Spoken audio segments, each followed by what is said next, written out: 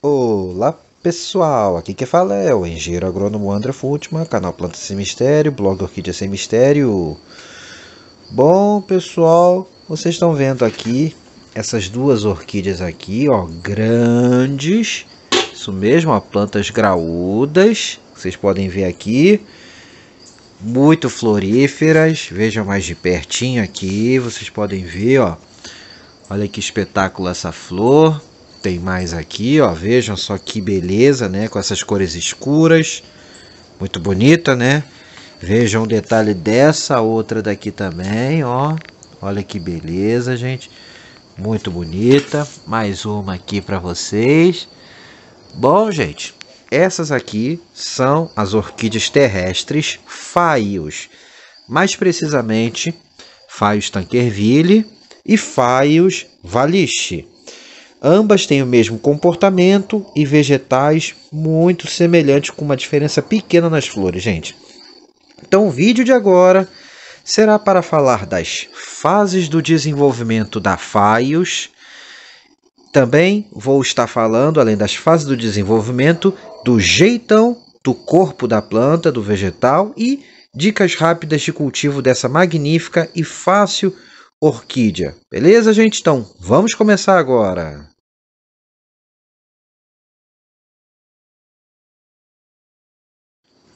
Bom, gente, agora aqui nas fases do desenvolvimento, primeira etapa do vídeo, vamos começar a falar sobre as Phaius.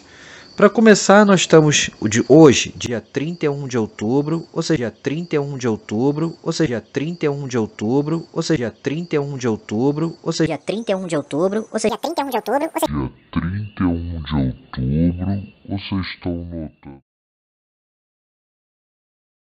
estão notando aqui que ela está florida, né? A sua floração ainda está em estágio inicial, indo para um estágio na metade, né? Do inicial já indo para metade da floração. Bom, então já podemos concluir logo de cara que a floração da Phaius ocorre no final do inverno. Isso mesmo, normalmente ela ocorre entre os meses de agosto, normalmente a partir da segunda quinzena de agosto, entrando para setembro, estourando até outubro, gente. Então essa floração ela ocorre normalmente no final do inverno até o início da primavera. Às vezes, raramente, pode acontecer de ter Phaius florido mais cedo, em julho ainda, ou mais tardiamente, quase outubro. Mas o geral, o auge da floração é da segunda quinzena de agosto até metade de setembro, tá bom? Então esse é o período tradicional da floração da Phaius. E a sua floração, ela é bastante durável e ela vai transcorrendo ao longo do final do inverno e vai até o início da primavera. E aí vocês podem ver aqui o seguinte, gente. Essas são as hastes florais da Phaius. É uma planta que, quando bem cultivada, emite várias hastes florais. E ela é do tipo sequencial, gente. Ó, então vocês podem ver, ó, vão abrindo as flores primeiro da base da haste, abre um conjunto de flores e aqui em cima os demais botões que ainda vão abrir. Então, conforme as flores de baixo vão abrindo e vão passando, né, as primeiras já vão passando, as do meio estão firmes, as de cima estão crescendo e vai abrindo. E com isso a haste vai ganhando tamanho em altura, tá bom? Uma haste grande de Phaius pode chegar a mais de 1,20 m de altura, da base da haste até o final da haste, podendo chegar até a ficar maior que isso, tá bom? Então essa é a Phaius. Mesma coisa aqui na Wallichi, ó, mesmo comportamento sequencial. Aqui ela está um pouquinho inclinada para frente, por causa da luz, mas a haste da Phaius, como vocês estão vendo aqui, ela tem esse comportamento ereto, tá bom? Aí a floração vai se sucedendo até a primavera, né? Até quase outubro, essa floração vai se sucedendo, quando então todos os botões abrem, a haste fica fraca e a floração acaba. Bom, notem nesse período de floração aqui, final de inverno e tudo, gente, que a gente não tem, ó, a presença de brotação. Então, estão aqui todos os seus bulbos estão aqui e, ó, esse aqui também tem umzinho.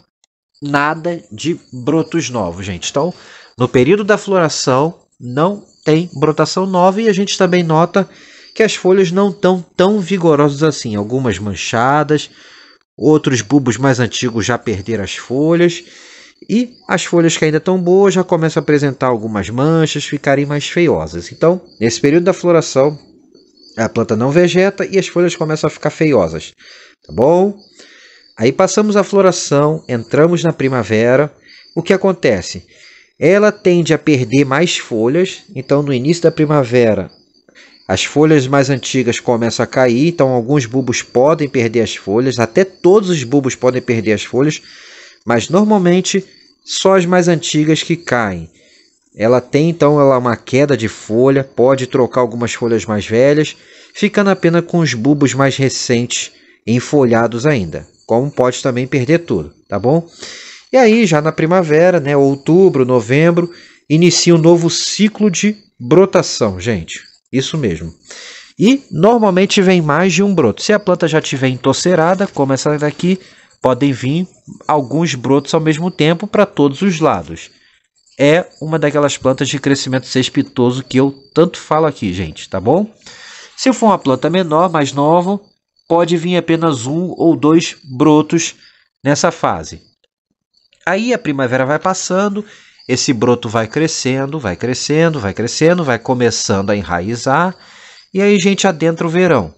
No verão, esse broto já começa a ficar mais desenvolvido e aí, gente, ele já começa a ganhar folhagem, começa a ficar com as folhas maiores e vem com aquelas folhas bonitas e grandes, como vocês estão vendo aqui agora.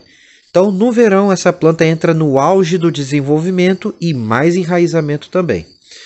Aí o desenvolvimento dela fica pleno, fica com a folhagem muito bonita, muito vigorosa, viçosa. E aí nós chegamos no outono, gente. A planta está no auge do desenvolvimento propriamente dito, ou seja, aqueles brotos que estavam bem desenvolvendo, com as folhas lindas, brilhantes, com verde bonito, começa a entrar no estágio de maturação do seu pseudobulbo. Então, seu pseudobulbo começa a amadurecer no outono, gente. Exatamente. No outono ele vai amadurecendo. Ele não é um bulbo muito grande, ele é meio arredondado e dá para ver bem os nozinhos, quase formando uma espiralzinha.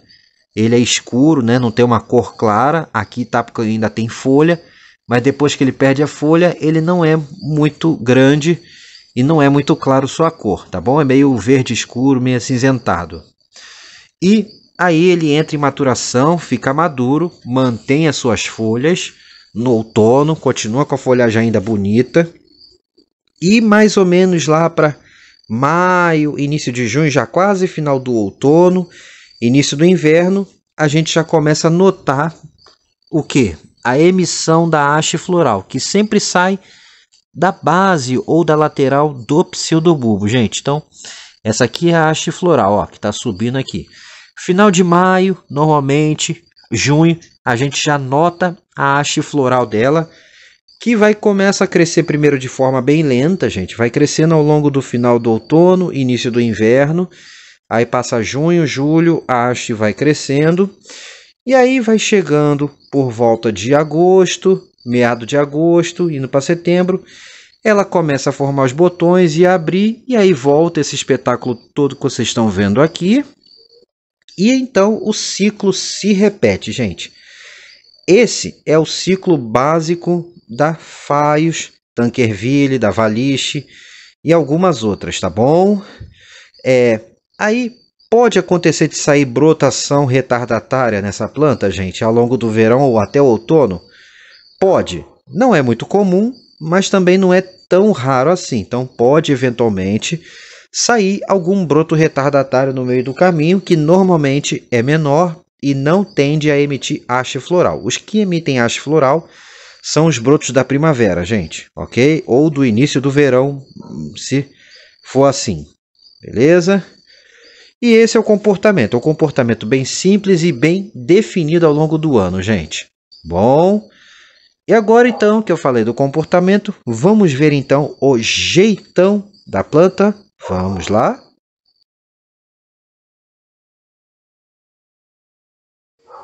jeitão da Phaeus Tankerville, da Valiche e algumas outras, pessoal. Jeitão da planta. Bom, então vocês estão vendo aqui, ó, tô dando uma volta. Vamos descer para as suas raízes, para começar sempre pela raiz. Raiz aqui, gente, por se tratar de uma planta terrestre, é uma planta de hábito terrestre, e o substrato também é terroso, né? O substrato mais terrestre, a gente não vai ter como ver raiz direito, tá? Tem algumas aqui, ó, um resto de raiz. Deixa eu acender a luzinha para vocês. Ó, tem um resto aqui, essa raiz já não tá boa, mas vocês podem ver, ó, tem uma outra aqui. Ó, tá aqui, ó.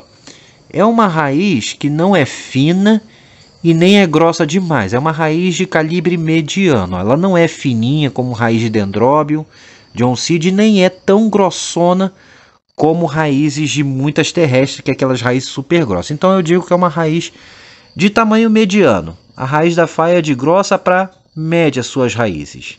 Beleza? E relativamente abundante no vaso. Mas como elas não tendem a ficar muito por cima, elas ficam mais por dentro do substrato, a gente não tem muita visibilidade de suas raízes. Diferente de orquídeas epífitas. Tá joia? Agora, vamos lá. Continuando das raízes, a gente vai passar para rizomas e pseudobulbos. Bom, rizoma, gente, nessa planta a gente quase não percebe, ó. Os bulbos são praticamente um colado no outro. Então, ó, praticamente a gente não vê rizoma saindo dessa planta, ó. Beleza? Não tem rizoma saindo dessa planta quase. Praticamente um colado no outro. E os seus pseudobulbos, eles não são muito visíveis, né? Ó, vocês podem ver aqui, ó, que eu falei, ele é um verde não muito claro.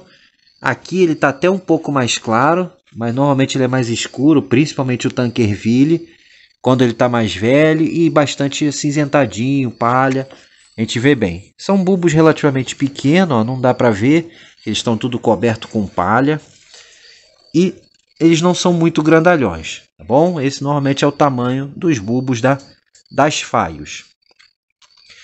E em relação agora, gente, que eu falei dos seus bulbos, que não são muito grandes, mas são gordinhos, tem bastante reserva neles. Agora em relação à sua folhagem. Bom, a folhagem da Phaeus, gente, é uma folha grande, de médio a grande porte. Ela é uma planta considerada de grande porte. Então a gente pode ver aqui, ó, a folha da Phaeus lembra muito aquele estilo de folha de Catasetum, de Calante também, né? Lembra muito a folha do Calante, que tem aqui também, que eu já falei. Quem não viu o vídeo sobre Calante, tá aqui agora aqui na direita para vocês verem, gente. Até porque ela lembra a folha da Calante, só que mais durinha. A folha da Calante é mais macia. Essa aqui tem a textura mais da folha de um Catasetum, tá bom?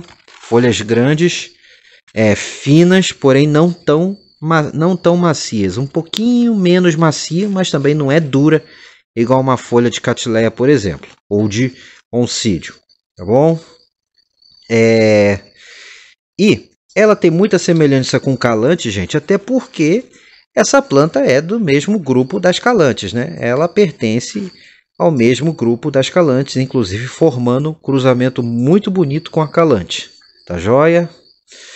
E aí, normalmente, por bulbo, é em torno de 3 a 4 folhas desenvolvidas, sem contar as folhas pequenas que caem depois com o bulbo maduro. Então vocês podem ver aqui, ó, esse aqui tem 3, esse aqui só tem 2, ó, esse aqui tem 2 folhas desenvolvidas, tá bom? Mas normalmente varia de 3 a 4 folhas desenvolvidas, ó, esse aqui também tem 3, ou melhor, esse aqui tem 4 folhas. Então pode ficar com 3, 4, 5, igual o Calante. Não muda muito aqui não, gente. Então, mais ou menos o mesmo número de folhas que o Calante. Nesse ponto ele é bem parecido o comportamento. Em relação à questão de brotações. Esses Phaeus, gente, perdão aí. Essas Phaeus, como eu falei, ela tem o tipo do crescimento cespitoso, ou seja, conforme a planta vai crescendo, ela tem a tendência de entosserar, colocando brotos para todos os lados e assim tendo múltiplas hastes. E aí a gente dá o nome de crescimento cespitoso, forma de cesta, aquele crescimento arredondado no vaso, tá bom?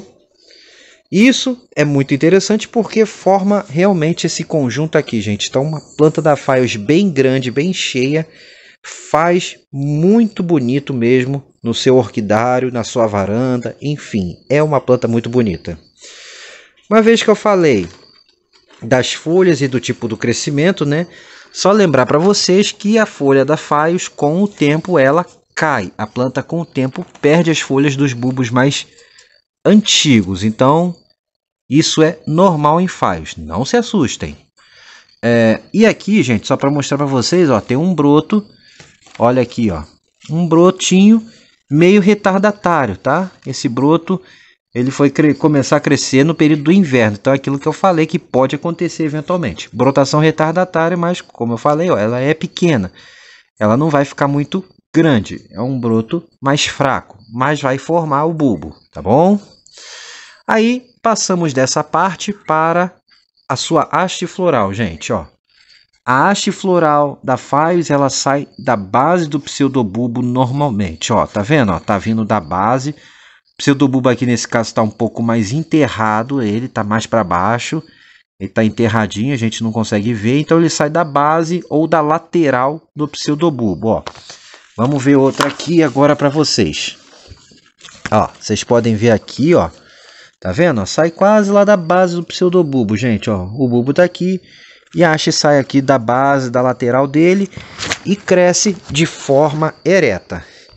É uma haste longa que possui a primeira parte dela, a primeira seção dela, com vários nós, ó, vocês podem ver cada nó, e essas folhinhas modificadas aqui que com o tempo caem, que a gente chama de bráctea. Essa primeira seção da haste floral dela aqui, gente, ela não produz flores, tá? Mas aqui dentro de cada brácteazinha dessa aqui, ó, dentro, aqui tem uma geminha, um olhinho de brotação. E esse olho, gente, ele pode vir a ser uma nova muda. Então eu estou perdendo um pouquinho mais de tempo aqui na haste, por quê? Porque a partir dessa haste floral, dessa característica dela ter essas gemas, esses olhinhos desenvolvidos aqui, protegido por essas brácteazinhas, nós podemos fazer muda dessa planta a partir da sua haste floral. Exatamente, é possível fazer muda. Aí passou dessa primeira fase aqui, primeira seção, primeiro estágio da haste floral, gente. O segundo estágio é o estágio de flores da haste floral, que é onde realmente vem a floração. Então aqui normalmente quando as flores estão para vir, aqui ó, esse botão aqui abortou. As brácteas, elas caem, né? Quando os botões estão vindo, ó, ela abaixa e vai cair depois, tá bom? E vai ficar os botões, ó, ela tá baixando aqui, depois com o tempo ela vai cair, ó. Beleza? Ó, aqui já caiu, elas secam e caem, deixando só os botões expostos. Como vocês podem ver aqui, ó, bráctea e botão, bráctea e botão. Depois ela vai cair e vai ficar só as flores. E vai abrir esse número alto de flores, gente. Começa com uma, depois vai abrindo duas de uma vez, três, e aí, quando você vê, já tem várias flores abertas ao mesmo tempo, enquanto a ponteira vai crescendo e emitindo mais botões, até que a haste fica fraca e encerra a floração, gente. Ok? Então aqui, temos aqui a haste floral da Phaeos Tankerville, que é ereta, não precisa escorar, e o seu comportamento, gente. Bom, agora que eu falei da haste floral, vamos falar da flor propriamente dito, ó. Bom, vamos pegar aqui essa flor aqui, ó. Vocês podem ver a flor da Phaeos Tankerville, principalmente, ela tem uma cor muito interessante, é uma cor escura, lembra muito a cor, embora não tenha nada a ver a planta, da Lélia tenebrosa, né? Da atual Cattleya tenebrosa, ou a Lélia tenebrosa. Vocês podem ver, né? Esse labelo com a cor um rosa, né? Um vinho quase, muito escuro, com o centro, com a falce do labelo lá dentro, bem avermelhadão, bem escuro, com um brilho muito bonito. E as pétalas e sépalas, né? As pétalas e sépalas aqui com um marrom bem característico, uma cor bem tenebrosa mesmo, né? E vocês podem ver, ó, o labelo ele lembra muito até o labelo de galeandra, a forma da flor um pouco com galeandra, embora também não tenha nada a ver com galeandra, ó. Labelo bem destacado, bem voltado para frente, enquanto as pétalas e sépalas estão lá para trás. Essa aqui está até faltando uma pétala nessa daqui, tá? E o legal é o outro lado da flor, a parte de trás da flor, ó. As costas da flor é branca. Então, quanto a frente da flor é marrom, a parte de trás da flor é branca mesmo, gente. Então é muito bonita. Ela forma um contraste dependendo de como você está olhando para ela, do ângulo de visão. Ela fica muito bonita. E elas sempre ficam meio viradinhas para baixo assim na haste floral, gente. Meio fechadinhas assim a flor. Então você consegue enxergar esse contraste da cor de dentro da flor com a parte de fora e o labelo bem destacado, o que realmente torna a beleza dessa planta algo incrível. Não para por aí não, gente. Aí vamos aqui na Valiche. A Valiche já tem a flor maior, né? A flor dela é um pouco maior que a Tanquerville, ó. Vocês podem notar. Não só maior, mas o labelo tem a cor mais clara. Não tem aquele tenebroso, aquele vinho tenebroso lá do fundo. E dentro, ó, ela é um pouco mais avermelhada, indo para a falsa do labelo. E um amarelo bem característico, diferente da outra que não tem amarelo nenhum, gente, ó. Vocês podem ver, ó, ela tem um amarelo aqui. E um detalhe meio querendo puxar para um vermelho, para um rosa. E amarelo aqui na parte de fora. Então é bem diferente. O labelo também tem uma abertura um pouco maior. E as pétalas e sépalas da flor, como vocês estão vendo aí, ó, elas já são mais claras, um marrom mais claro, não é tão escuro quanto a outra. No mais, a parte traseira da flor também é branca, gente, e o restante é igual. E o outro capítulo de sua flor é o cheiro, né, gente? É uma flor que tem um cheirinho muito agradável, cheira ao longo do dia de forma bastante agradável mesmo. E a sua floração dura mais de um mês. Então, é bem durável a floração da Phaeus Tanquerville, gente. Ok? Então, acabei de falar agora aqui do jeitão do vegetal, das características da planta. Agora vamos, então, para falar de dicas gerais de cultivo dessa magnífica orquídea. Vamos lá?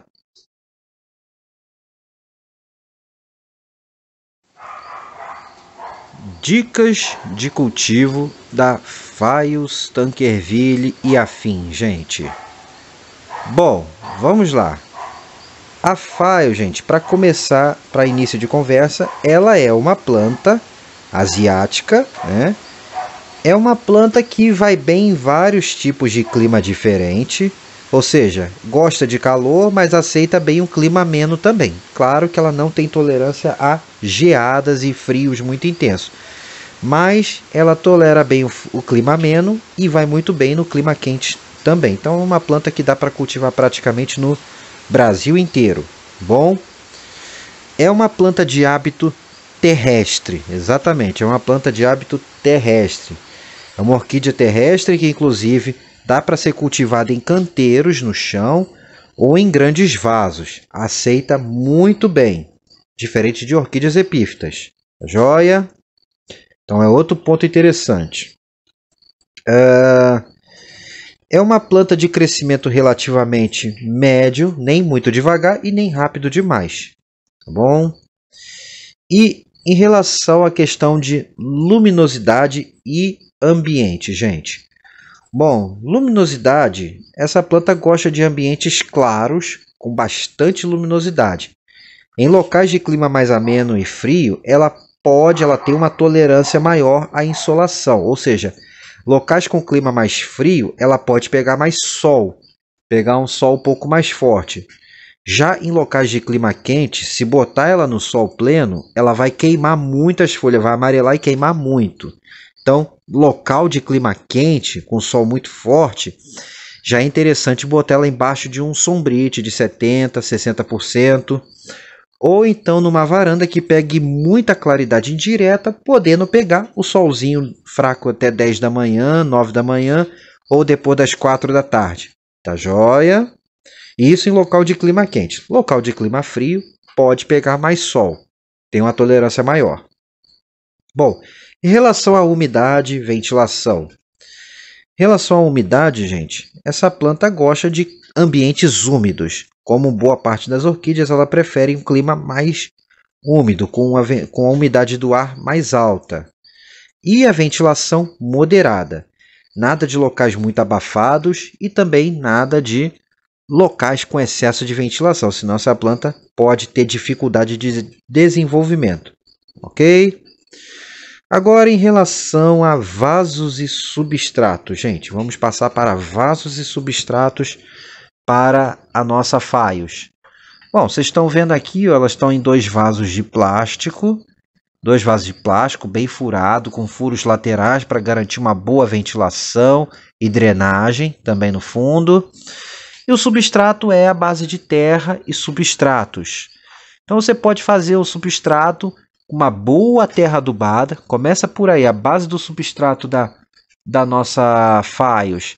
Ele precisa ter uma boa terra adubada, uma terra que não seja argilosa, gente, uma terra mais arenosinha e bem pretinha, com bastante matéria orgânica, não pode compactar. Se for aquela coisa pesada que compacta quando molha vira aquela lama, não é interessante utilizar, tá joia? Use uma boa terra preta, uma boa terra vegetal, uma terra adubada. Pode misturar um pouquinho de esterco bem curtidinho nela também. E misture junto, gente, carvão triturado. Pode misturar bastante carvão triturado. Pode misturar casca de pinos ou própria para orquídea, fina, não precisa ser a grossona. Ou mesmo você pode usar misturar um substrato pronto para orquídea com brita, com pinos ou com macadâmia. Você pode fazer essa mistura, tá bom? E ainda, se você quiser, você pode misturar um substrato desses de tipo de muda de hortaliça ou do tipo para plantas, o tipo substrato floreira também. Faz uma mistura boa, que fique bem pretinha, bem rica e bem soltinha, bem leve, que não compacte. Normalmente ela vai se dar muito bem nesse tipo de mistura. Também em relação ao substrato, ela pode ser plantada em canteiros no chão, tá bom?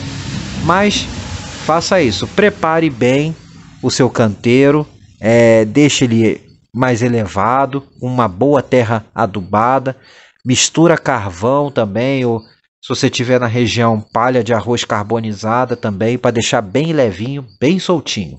Vai ficar muito bom, ela vai responder muito bem a essa mistura, gente. Ok? E os vasos, como eu mostrei aqui, ó, são vasos de plástico. Mas pode ser chão ou vasos de barro também. Só não dá, obviamente, cachepô de madeira e nem toquinho para elas aqui. Joia?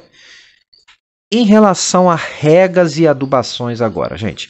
Em relação à rega, é uma orquídea terrestre que gosta de clima úmido, mas tem que ter bastante drenagem. Ela não tem boa tolerância a encharcamento. Pode apodrecer os seus bulbos, tá joia? Então, ela deve ser mantida levemente úmida. Não é interessante deixar a sua terra, o seu substrato, seco por vários dias seguidos. Ou seja, secou, logo mole. Secou, logo mole. Secou, molhou. Secou, molhou. O tempo que vai levar para você fazer a rega vai depender de cada local. Não existe padrão aqui, gente. Tá bom? Cada local, cada clima, cada tipo de substrato, cada vaso vai determinar o tempo de secagem do seu vaso. Tá bom? Mas a questão é, tá praticamente seco? Molhe. Não deixe ficar vários dias seco, senão a planta vai desidratar, vai ter perda de rendimento, perda de crescimento. Tá joia? Em relação à adubação.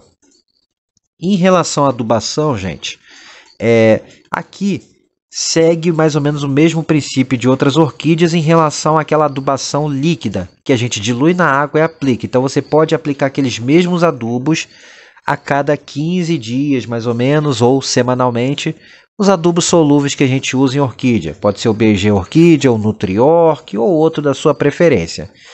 E mais importante é adubação orgânica ou de liberação lenta, tá bom, gente? Então aqui, ó, tem adubação orgânica, tem bocacha aqui e tem osmocote. Esse aqui já está até um pouquinho mais velhinho, daqui a pouco já está na hora de substituir, mas é muito importante. Essa planta responde muito à adubação orgânica, principalmente na fase de brotação, a partir de outubro. É a hora boa de fazer o reforço de adubação orgânica. Pode ser com torta de mamona e farinha de osso, pode ser com esterco bem curtido e uma farinha de osso. Pode botar um pouco de osmocote junto, pode ser bocache, enfim. Tem várias opções aqui, gente. Mas façam. E aí a dosagem, claro, vai depender do tamanho do seu vaso. Aqui eu já tenho que usar uma quantidade maior porque o vaso é grande.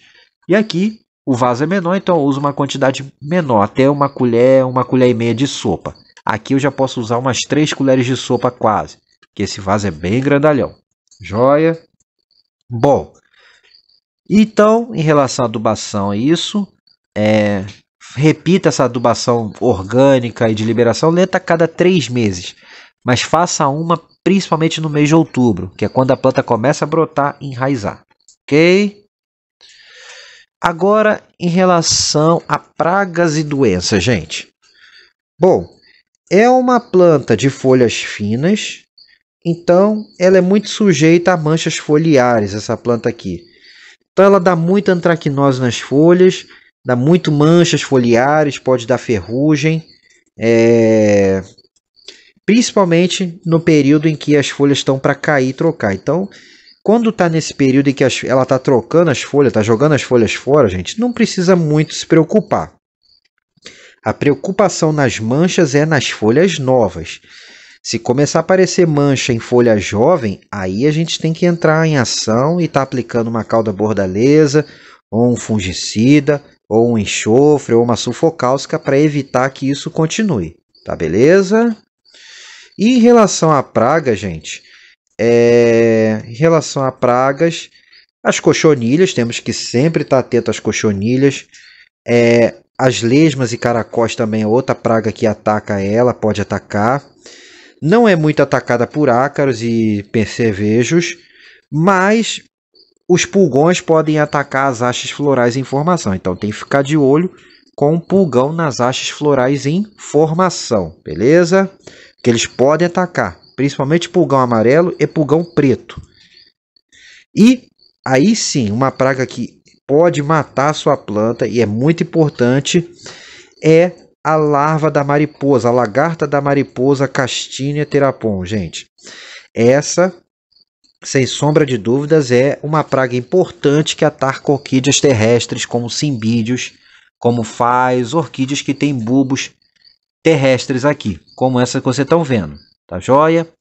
Então essa lagarta, ela normalmente fica embaixo da terra e ela entra nos bulbos, fura e vai apodrecendo.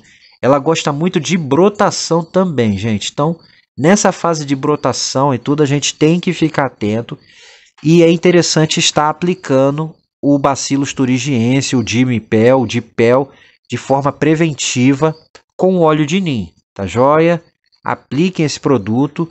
Ou se vocês notarem a presença da lagarta, apliquem logo um inseticida, como Colosso ou Butox, podendo inclusive fazer o tratamento de imersão, se assim for possível, para matar todas as lagartas que estejam dentro do substrato, tá bom? Senão ela pode brocar e comer todos os bulbos da planta, a matando. Joinha? Essa é a praga, sim, acho mais importante desse grupo de orquídeas. Agora em relação a replantes e divisões, gente. Bom, essa é uma planta muito tranquila quando a gente fala em replante e divisão. Ela, em termos de divisão, ela pode ser dividida até de bulbo em bulbo. Ela tolera bem e brota bem. Mas faça muda pelo menos com 3 bulbos, gente. De 3 a mais bulbos, para que a planta se recupere logo e não deixe de florescer no ano seguinte. Tá bom? E o período para divisão, o período para replante, é agora. Setembro, acabou a floração, acabou a florada dela. É o momento ideal para fazer replantio, porque é onde ela vai começar a brotação. Ok, gente? E além do replante, nós temos a questão das mudas de haste floral. Aqui, eu vou deixar aqui linkado aqui, gente, só para vocês, ó, os 2 vídeos falando de como fazer as mudas de haste floral. O vídeo ensinando e o vídeo do resultado. Vai estar agora aqui para vocês aqui, tá beleza? Então, eu só vou falar aqui que a gente tem que cortar as hastes florais quando as florações já estiver perto do fim. Não deixa a floração acabar completamente, não. Quando estiver faltando mais ou menos umas 2 flores, 2, 3 flores para acabar a floração e elas já estiverem dando sinal que vão passar, então cortem a haste floral bem lá na base, já corta e limpa ela, já prepara para fazer o plantio delas, tá bom?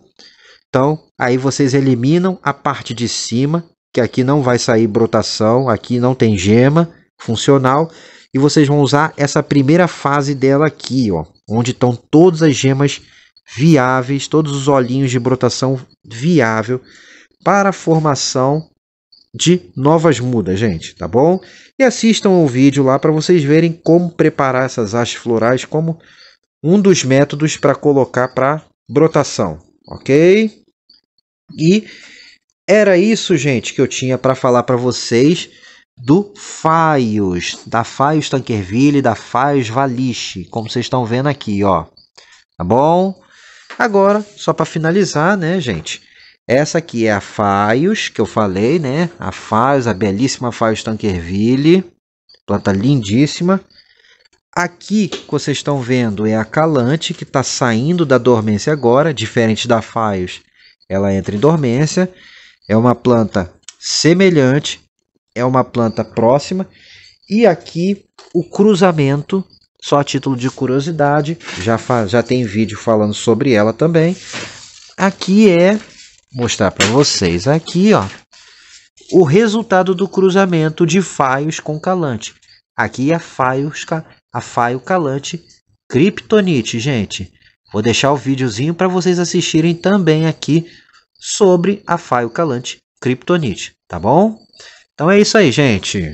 Se gostaram do vídeo, deem aquele joinha, se inscrevam no canal ativando o sininho para receber as atualizações. No mais, um forte abraço a todos. Lembrando aqui no canal também, gente, que eu tenho orquídeas para venda, flores de cera para venda também. Valeu, gente. Agora eu fui. Tchau, tchau.